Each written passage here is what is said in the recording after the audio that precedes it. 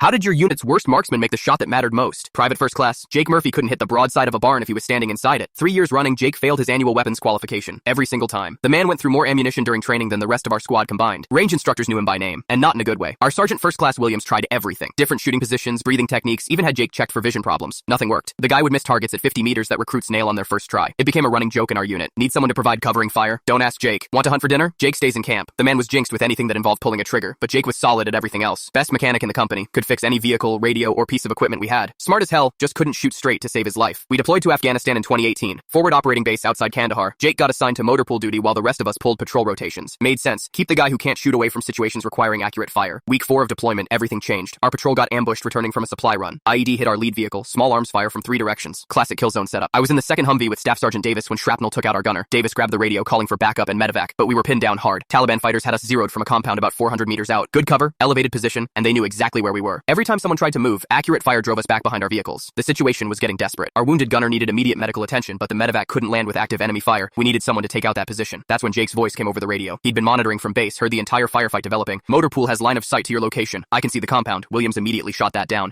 Negative. Stay in position. We'll handle this. But Jake kept talking. Sergeant, I've got the Barrett 50 cal from the armory. Clear shot at 380 meters. Everyone on the radio went silent. Jake with a sniper rifle? The guy who missed stationary targets at point-blank range was volunteering for a precision shot at nearly 400 meters. Under combat pressure, with lives hanging in the balance. Williams started to refuse again, but Davis cut him off. We're running out of options here. Let him try. Jake, you have one shot. Make it count. I watched through my scope as Jake set up on the motor pool roof. Could barely see him at that distance, just a tiny figure behind the massive Barrett rifle. The Taliban fighters had no idea he was there. The radio crackled. Target acquired. Preparing to engage. Then silence. Jake was taking his time, doing everything the range instructors had taught him. Proper breathing, trigger control, wind compensation. The shot echoed across the valley like thunder. Through my binoculars, I saw one of the Taliban fighters drop instantly. The others started scrambling, confused about where the shot came from. Jake's voice came back calm as ice. Target down. Adjusting for second shooter. Another thunderclap. Second fighter dropped. The remaining Taliban fighters abandoned their position, running for the hills. Within minutes, the medevac was landing safely. Our wounded gunner got evacuated to Germany and made a full recovery. The ambush was over thanks to 2 perfect shots from our unit's worst marksman. Later that night, Jake explained what happened. All those missed shots during training? He'd been flinching, anticipating the recoil instead of following through. But when it actually mattered, when people's lives depended on it, the flinch disappeared. Combat focus, he called it. Brain just locked onto the target and everything else went quiet. Williams put Jake in for a Bronze Star with V device. At the ceremony, the range instructor from Fort Hood showed up personally to watch. Afterward, he pulled Jake aside and said something I'll never forget. Son, I've been teaching marksmanship for 20 years. Sometimes the best shooters aren't the ones who hit every target in training. They're the ones who hit the target when it matters most. Jake never missed another qualification after that deployment. Made expert marksman every year until he got out. Now he teaches precision shooting to law enforcement back in Texas. Still uses that same Barrett rifle from Afghanistan.